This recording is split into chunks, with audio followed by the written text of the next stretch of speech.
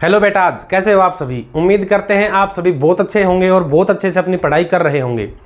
आज के इस लेक्चर में हम एक बहुत जरूरी टॉपिक डिस्कस करने वाले हैं जिसका नाम है electric field due to uniformly charged long straight wire.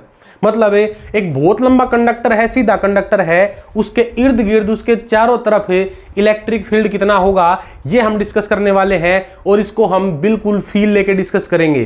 तो सबसे पहले फील दिलाने के लिए, इस डायग्राम की फील दिलाने के लिए मैं आपके साथ एक कॉन्सेप्ट शेयर करता हूं। देखो, मान लो यह कोई वायर है, ठीक है, इस पे चार्ज भरा हुआ है, positive positive positive positive charge भरा हुआ है, यूनिफॉर्मली भरा हुआ है, मतलब ऐसा नहीं कहीं ज्यादा कहीं कम, ठीक है। बहुत लंबी वायर है और मान लो हमको किसी दूरी पे इलेक्ट्रिक फील्ड निकालना है, आर दूरी पे इलेक्ट्रिक फील्ड निकालना है, तो हम कैसे निकालेंगे।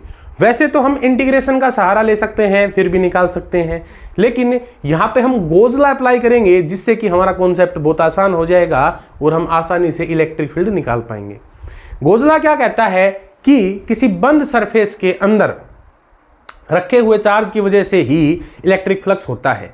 तो हम क्या करते हैं, एक गोजियन सरफेस चुन लेते हैं ताकि इसके अंदर जो चार्ज है वो बंद हो जाए और जो भी फ्लक्स निकले वो सारा का सारा उसी सरफेस से निकले।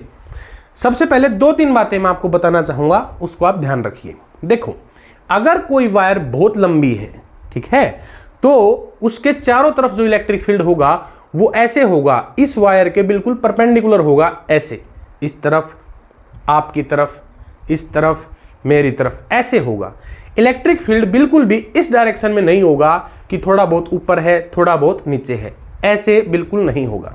चलिए अब हम क्या करते हैं, इसको बंद कर लेते हैं, इसकी कुछ लिमिटेड दूरी लेंथ को, एल लेंथ को बंद कर लेते हैं और उसके चारों तरफ एक गोजियन सरफेस बना देते हैं।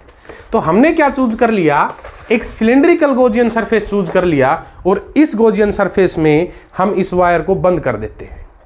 हम इस वायर को इसके बिल्कुल बीच में रख देते हैं। क्यों? उसके कुछ कारण हैं, ताकि वायर से जो दूरी रहे सरफेस की वो हर जगह पे बराबर रहे, और जब हर जगह पे बराबर दूरी रहेगी तो सरफेस पे हर जगह इलेक्ट्रिक फील्ड सेम रहेगा, और यही हमारा कॉन्सेप्ट है जो हमारी चीज को आसान कर देगा।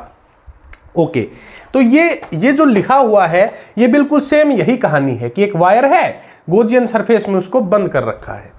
अब कुछ बातें आप फील कर लीजिए जिससे कि आपका कॉन्सेप्ट बहुत आसान हो जाएगा और आप कुछ ही मिनटों में इस डेरिवेशन को पूरा कर देंगे। देखो, इस वायर की वजह से इलेक्ट्रिक फील्ड बाहर होगा और इस सरफेस का जो एरिया वेक्टर है वो भी बाहर होगा, मतलब हर जगह एरिया वेक्टर और इलेक्ट्रिक फील्ड में जो डायरेक्शन होगी वो सेम होगी, और सेम डायरेक्शन होगी तो जो एंगल होगा मेरा बेटा वो 0 डिग्री होगा हर जगह, चाहे आप यहां की बात करें चाहे आप यहां की बात करें। इलेक्ट्रिक फील्ड बाहर, एरिया वेक्टर भी बाहर, एंगल 0 डिग्री, इलेक्ट्रिक फील्ड बाहर, एरिया वेक्टर भी बाहर, एंगल 0 डिग्री। बहुत बढ़िया। लेकिन अगर मैं इस सरफेस की बात करूं, ऊपर वाले सरफेस की अगर मैं बात करूं, तो यहां इलेक्ट्रिक फील्ड तो बाहर होगा लेकिन इसका एरिया जो होगा, एरिया वेक्टर जो होगा वो ऊपर की तरफ होगा, क्योंकि आप जानते हैं एरिया वेक्टर की डायरेक्शन सरफेस के बाहर की तरफ होती है और उसके परपेंडिकुलर होती है।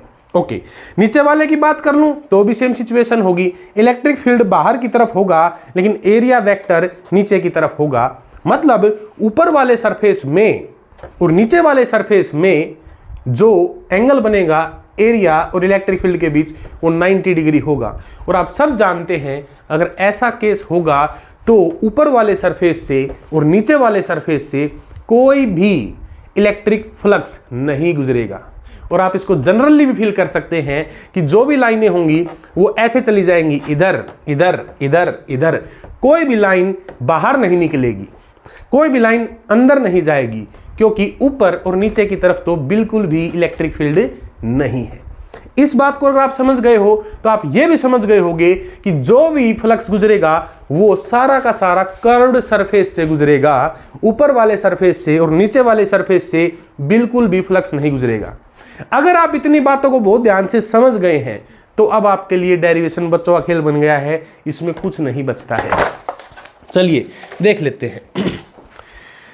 ये वायर है, बहुत लंबी वायर है, इसको चारों तरफ से हमने बंद कर दिया, एक गोजियन सरफेस बनाया, सिलेंड्रिकल सरफेस बनाया। क्यों बनाया ये सब आप बातें जान चुके हैं। ओके, अब सबसे पहले बात आती है कि सरफेस के अंदर जो हमने सरफेस बनाया था उसके अंदर चार्ज कितना है। देखो हम जानते हैं लीनियर चार्ज डेंसिटी लैम्डा होती है। लैम्डा क्या होता है? Charge upon length. मतलब लैम्डा हमको ये बताती है कि कितने गाढ़े रूप से किसी लाइन पे चार्ज भरा हुआ है। और अगर मान लो हमने इतनी लंबाई के अंदर इस वायर को बंद कर लिया है, तो हम टोटल चार्ज निकालना चाहें इसके अंदर अंदर का जो ये चार्ज है, ये चार्ज कितना इसके अंदर मौजूद है, तो हम क्या कर देंगे? चार्ज डेंसिटी गुणा लंबाई। ये कॉन्सेप्ट में बहुत जरूर रोल अदा करता है। चलिए, ये बात लिखी वही है जो मैंने आपको बताई है, पर मैं फिर बता रहा हूं। अगर किसी सरफेस पर इलेक्ट्रिक फील्ड हर जगह सेम मैग्नीट्यूड का हो, जैसे यहां रहेगा, यहां यहां यहां यहां यहां यहां यहां यहां यहां हर जगह सेम रहेगा, और हर पॉइंट पर इलेक्ट्रिक फील्ड और एरिया वेक्टर की डायरेक्शन सेम हो, मतलब इलेक्ट्रिक फील्ड जिधर उधर ही एरिया वेक्टर की डायरेक्शन होगी। ये एरिया का यूनिट वेक्टर है, एन यूनिट वेक्टर जो लिख रखा है।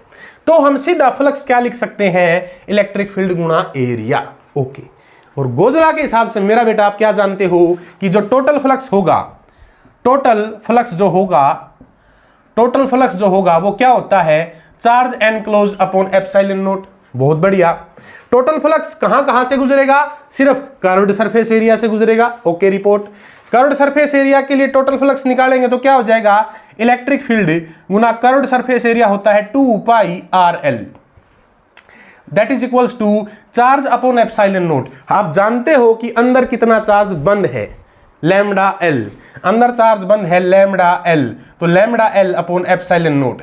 अगर मैं इसको सोल्व करता हूं आगे फर्दर, तो इलेक्ट्रिक फील्ड की मेरा बेटा वैल्यू क्या निकल के आएगी? ध्यान से देखो, इलेक्ट्रिक फील्ड की वैल्यू आ जाएगी lambda L upon 2 pi RL epsilon not, 2 pi RL epsilon not, क्योंकि ये टर्म नीचे चली जाएगी। अगर L से L कैंसिल हो जाएगा तो मेरा बेटा सीधा इलेक्ट्रिक फील्ड अपने पास क्या आ गया है? Lambda upon 2 pi R epsilon naught. लो भाई, बहुत सारी कहानी और बेसिक बातें समझने के बाद हमारे पास सीधा इलेक्ट्रिक फील्ड निकल के आ चुका है। यही हमें निकालना था। इसकी वेक्टर फॉर्म की अगर हम बात कर लें तो आपको पता है इलेक्ट्रिक फील्ड हर जगह उसी तरफ है जिस तरफ एरिया वेक्टर है। मतलब इलेक्ट्रिक फील्ड का जो वेक्टर क्वांटिटी होगी उसमें हम क्या लिख देंगे? इलेक्ट्रिक फील्ड का मैग्नीट्यूड जो कि क्या है? 2 पाई R एप्सिलॉन नॉट, और डायरेक्शन क्या है? एरिया के यूनिट वेक्टर की तरफ ही। तो एरिया का यूनिट वेक्टर और लगा देंगे, हमारे पास इलेक्ट्रिक फील्ड की जो वेक्टर फॉर्म है वो भी आ गई है। आप इसका स्क्रीनशॉट लेना चाहे ले सकते हैं, अदरवाइज इसके जो नोट्स हैं प्रॉपर वो हम आपको प्रोवाइड करा रहे हैं। उसके लिए आपको स्क्रीन पे दिए गए नंबर्स पे मैसेज करना होगा और आपको नोट्स की PDF मिल जाएगी। तो उम्मीद करते हैं आपने इस पूरे कॉन्सेप्ट को अच्छे से समझा होगा, फील करके समझा होगा, जिसके बाद आपने इलेक्ट्रिक फील्ड निकालने में कोई भी दिक्कत का सामना महसूस नहीं किया होगा। इसी प्रकार फील करके फिजिक्स पढ़ते रहें और जीवन में आगे बढ़ते रहें। वीडियो देखने के लिए बहुत बहुत धन्यवाद।